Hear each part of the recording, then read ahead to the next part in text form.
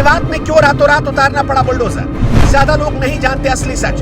अगर नहीं चलता बुलडोजर तो मिनी जामताड़ा बनने से पीएम मोदी भी नहीं रोक पाते। क्या है मेवात का वो काला सच जिससे देश के 99% लोग अभी हैं अनजान? आखिर मेवात में बुलडोजर क्यों चलाना पड़ा?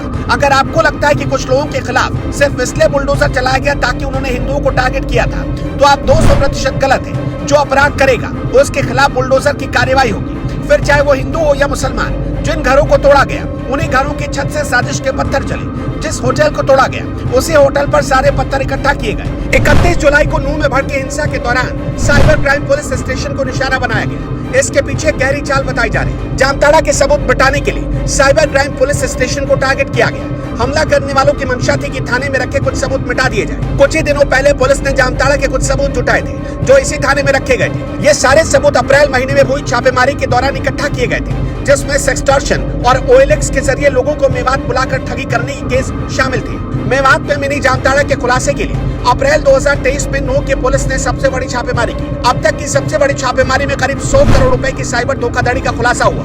कार्रवाई के दौरान नूह के 14 गांव में फैले साइबर अपराधियों के 320 ठिकानों पर छापेमारी हुई। 65 साइबर अपराधियों को गिरफ्तार किया गया। इसके अलावा 66 मोबाइल फोन और कई फर्जी दस्तावेज जब्त किए गए थे। नूह में कैसे लोगों के साथ ठगी होती है, अगर आप जान लेंगे तो आपके पैरों तले जमीन खिसक जाएगी। नूह के रहने वाले मुसलमान यहाँ के नहीं है, बाहर से आते हैं, नूह में ठिकाना बना लेते हैं। यहाँ रहने वाला हर मुसलमान बाहर से आया और यहीं बस गया।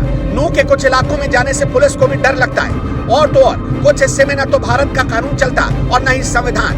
देश के सबसे ज्यादा सेक्सटॉर्शन के केस इसी इलाके से आते हैं, जहां 11 साल से लेकर 40-50 साल तक के बुजुर्ग भी लड़की की आवाज निकालकर हनी ट्रैप में लोगों को फंसाते हैं और फिर लोगों को ब्लैकमेल करते हैं। साइबर अपराधी व्हाट्सएप या फिर कॉल के जरिए टारगेट से बात करते हैं, फिर उनकी न्यूड तस्वीरें या वीडियो बनाकर ब्लैकमेल करते हैं। इनमें कुछ लोग होते हैं ऐसे जो फंस जाते हैं। नूह के गांव में कोचिंग सेंटर्स के जरिए साइबर ठगी की ट्रेनिंग दी जाती है। ठगी के तरीके सिखाने के लिए हैकर 40,000 से लेकर 1 लाख रुपए तक की फीस लेते हैं। ठगी की क्लास लगाने वाले इन अवैध कोचिंग सेंटर्स का अपना सिलेबस और अपना यूनिफॉर्म होता है। इन क्लासेस में ऑनलाइन लेक्चर भी दिए जाते हैं। ठगी सिखाने के लिए टीन शेड डालकर 1 या 2 कमरों का मकान तैयार किया जाता है।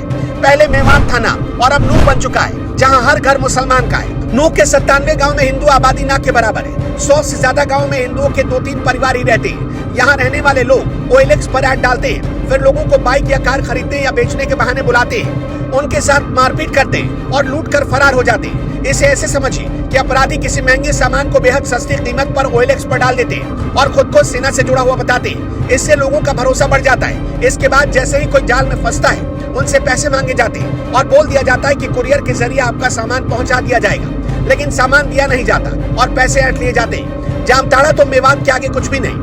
पुलिस ने हाल ही में 40 गांव में एक्टिव 2 लाख सिम कार्ड्स को बंद करवा दिया। इनका इस्तेमाल लोगों को ठगी भरे फोन कॉल करने के लिए होता था। यूपी, राजस्थान, दिल्ली समेत कई राज्यों से टारगेट मेवात बुलाए जाते थे। साइबर ठगी के धंधे में अनपढ़ से लेकर पढ़े लिखे लोग तक शामिल हैं। इसके अलावा ऑनलाइन क्लास भी चलाई जाती है। पुलिस को पता चला है कि यहाँ कुछ लोग जामताड़ा के ठगों से ट्रेनिंग ले चुके हैं।